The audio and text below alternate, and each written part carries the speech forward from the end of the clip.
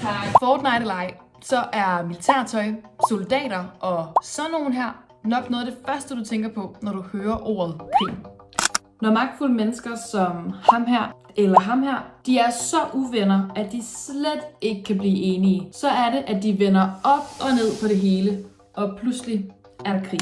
Men faktisk så kan krig også opstå digitalt og online. Det kalder man hybridkrig. Vent lige et øjeblik. Altså, jeg kan jo ikke se nogen krig her.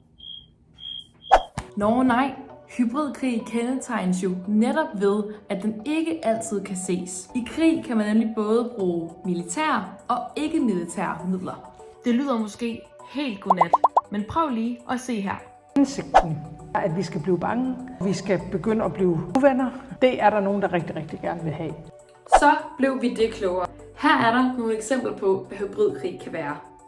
Det kunne være GPS-signaler, der bliver forstyrret. Nej til højre, nej til venstre, nej til højre. Okay, måske ikke i private biler, men i hvert fald i store fartøjer som skibe og fly.